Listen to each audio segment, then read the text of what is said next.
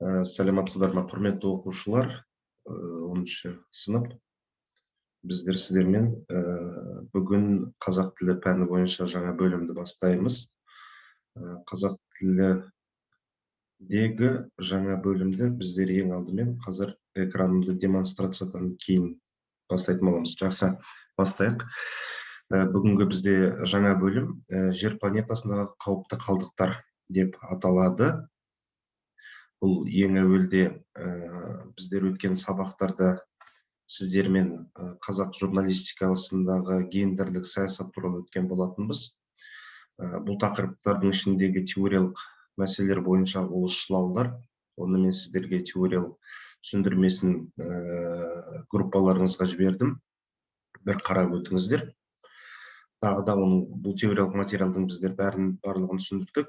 Сондықтан біздер жаңа бөлімге көше береміз деп ойлаймын. Жақсы. Сонымен 9-шы бөлім жер планетасындағы қауіпті қалдықтар. Бүгінгі күні біздің планетамызда шындығында қауіпті қалдықтар өте көп. Бұның басты себебі ең біріншіден біздің Қазақстандағы әлемдегі экологияға адамзат баласының немқұрайлы қарауы деп есептеймін. Сондықтан біздер міне осындай қиын апаттық экологиялық апатқа келіп отырмыз бүгінгі күні. Бұл бөлімді біздер сіздермен қазақтың нақыл сөзінен бастаймыз. Күте білсең, жер жомарт. Яғни орысшаға аударған кезде, если ты умеешь ждать, то на самом деле земля, она дает все для человека. Бұл халықтың нақыл сөзі, это народное сказание. Сонымен бірінші екінші сабақ қауіпті қалдықтар ғасыр мәселесі.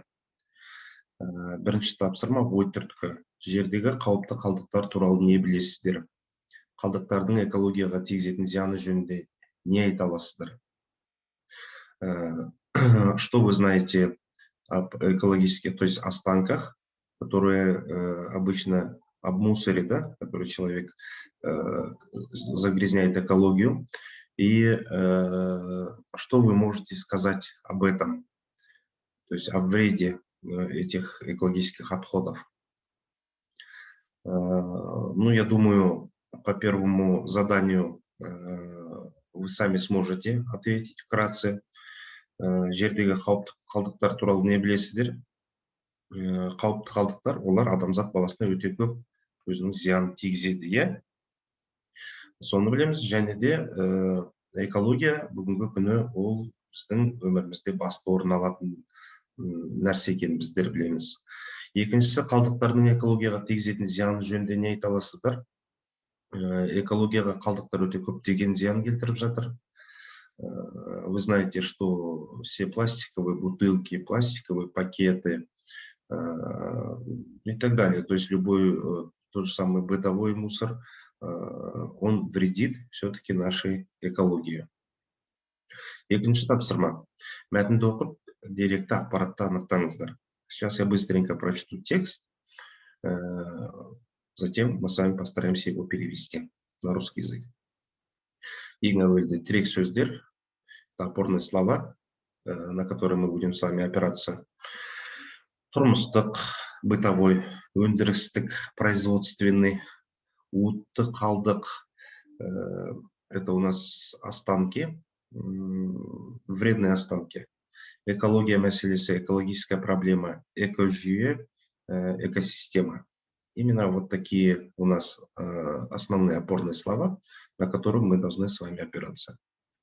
Итак, экология мәселесінің қоғам өміріндегі маңызы мен мәні қаншалықты зор екенін айтпаса да түсінікті.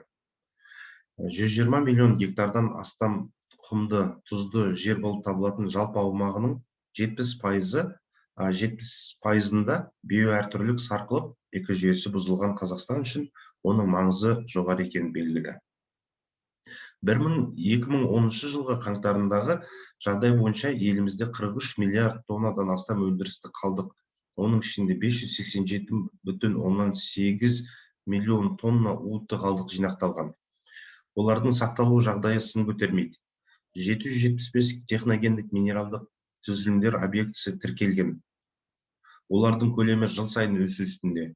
Бұдан бөлек республикадағы 6325 елді мекеннің 25%-ында ғана қалдық жинау және әктеу кәсіпорындары қызмет көрсетеді.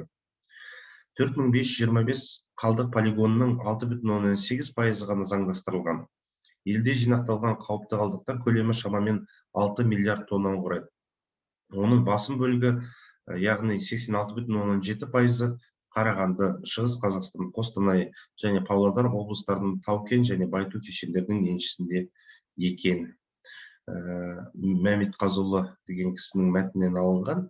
Давайте постараемся перевести. Экология мәселелерінің қоғам өміріндегі маңызы мен мәні қаншалықты зор екенін айтпаса да түсінікті. О значении экологии в жизни человека, даже если мы не будем об этом говорить, оно и так само по себе понятно. 120 миллион гектардан астам құмды тұзды жер болып табылатын жалпы аумағы 70%-ында биоәртүрлілік сарқылып, экожүйесі бұзылған Қазақстан үшін оның маңызы жоғары екені белгілі. Более 120 миллионов гектаров песка и солевой, то есть земли в Казахстане, и более 70% местности, то есть биоразновидностей на сегодняшний день законченная, то есть закончилась, и попортившаяся экосистема Казахстана, то есть для попортившейся экосистемы Казахстана на сегодняшний день эта проблема очень важна. 2010 жылғы қаңтарындағы жағдай бойынша елімізде 43 миллиард тоннадан астам өндірістік қалдық, оның ішінде 587,8 миллион тонна уытты қалдық жинақталған. На январь месяц 2010 года по нашей стране, то есть насчитано 43 миллиарда тонны производственного мусора и 587,8 миллионов тонн вредных отходов, то есть собрано у нас в Казахстане. То есть это, смотрите, на 2010 год. Олардың сақталу жағдайы сын көтермейді. Хранение именно таких бытовых и вредных веществ, да, то есть не соблюдаются по определенным стандартам хранения такого мусора. 775 техногендік минералдық түзілімдер объектісі тіркелген. На сегодняшний день было зарегистрировано около 775 техногенно-минеральных объектов. Олардың көлемі жыл сайын өсу үстінде. Ихнее количество, то есть из года в год, становится все больше и больше. Бұдан бөлек, республикадағы 6325 елді мекеннің 25%-ында ғана қалдық жинау және әктеу кәсіпорындары қызмет көрсетеді. Помимо этого, в республике 6325 населенных пунктах, из этих населенных пунктов только в 25%, то есть собирается мусор и работает, то есть сбор мусора и его переработка. То есть смотрите, 6325 из этих населенных пунктов только в 25%, да? То есть на сегодняшний день перерабатывается мусор, а остальное, получается, все полностью у нас вредит экологии. 4525 қалдық полигонның 6,8% ғана заңдастырылған. Из 4525 отходных полигонов зарегистрировано, то есть по закону, только 6,8. Все остальное, считайте, во всех остальных полигонах, то есть это большие такие свалки, да, в которых практически не соблюдаются никакие санитарные требования именно по хранению и, я не знаю, переработке мусора.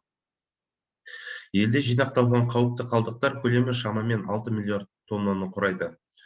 На сегодняшний день вредные отходы где-то у нас составляет около 6 миллиардов тонн по Казахстану. Оның басым бөлігі, яғни 86,7% Қарағанды, Шығыс Қазақстан, Қостанай және Павлодар облыстарының тау-кен және байыту кешендерінің еншісінде екен. Из них 86,7% относятся к Караганде, Восточному Казахстану, Костанаю и Павлодару, то есть этим областям. Почему? Потому что там идет переработка именно горной металлургии, да, и поэтому горной породы. И поэтому, то есть 86,7% из всего экологического вот этих отходов, вредных отходов, приходится именно на эти города. Если вы поняли этот текст, то мы переходим дальше. Үшінші тапсырма, мәтінде айтылған қалдықтар қандай қалдықтар болуы мүмкін болжам жасаңыздар.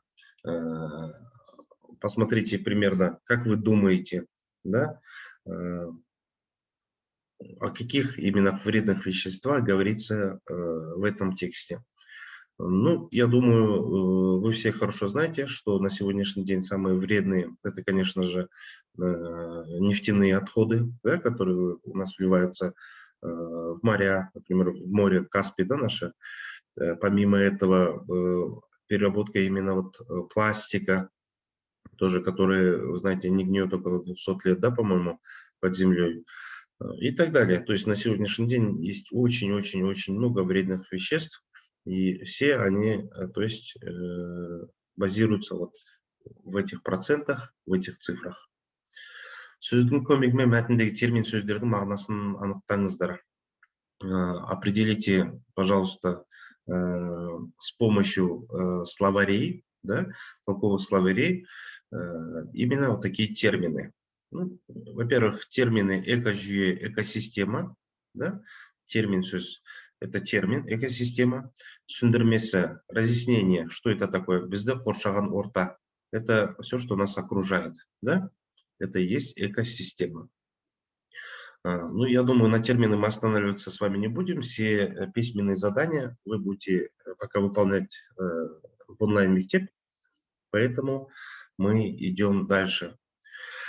Итак, ребята, теоретическая тема мы обязательно должны объяснить вам, когда вы сами будете присутствовать на уроке, потому что сейчас вы сказали, что у вас поставили другой урок, и поэтому мне приходится делать запись. Эту теоретическую тему я объясню, хотя вы проходили эту тему в 8-9 классах. Это связь слов, как связываются слова. Но мы с вами это пройдем обязательно в следующем уроке.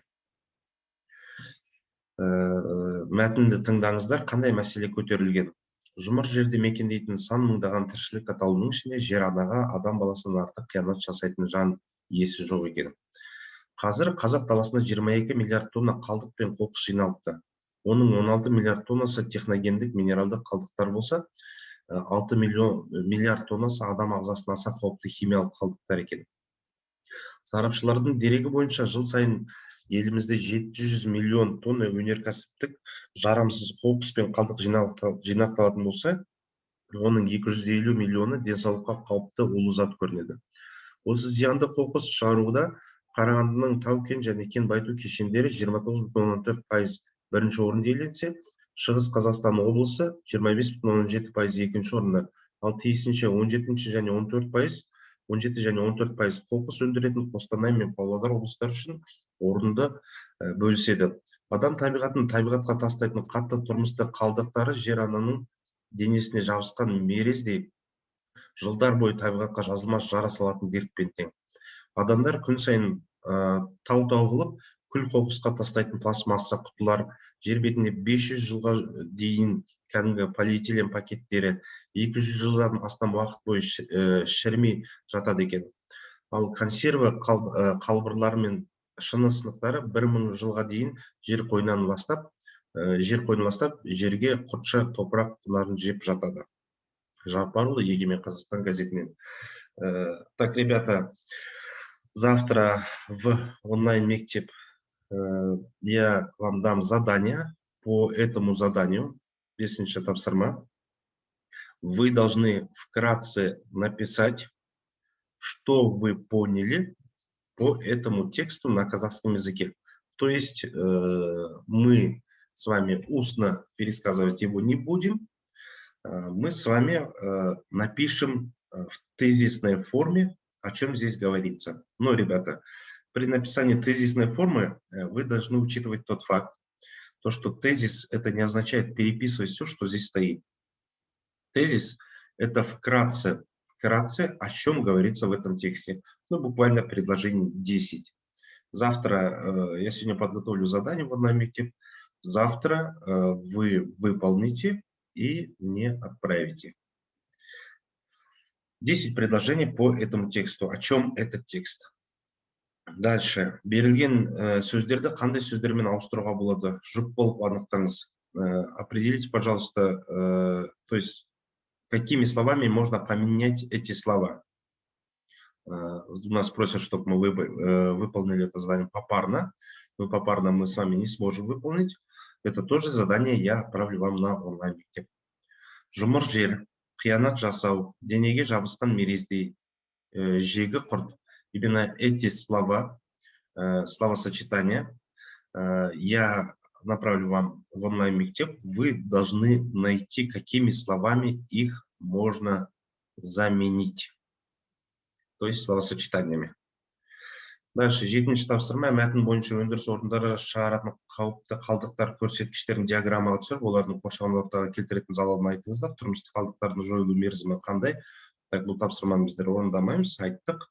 Мы сказали об этом задании, сколько хранится у нас именно бытовой и вредный мусор. Поэтому здесь мы никакую диаграмму, наверное, с вами рисовать, я так думаю, не будем. 8-ші тапсырма мәтінде қарамен берілген сөйлемді сөздердің байланысы түріне қарай талдаңыздар. Это задание мы выполним на следующем уроке, то есть на следующей неделе, когда вы уже будете присутствовать сами. И 9-ші тапсырма шығу парағын толтырыңыздар. Бұны біздер толтырмаймыз.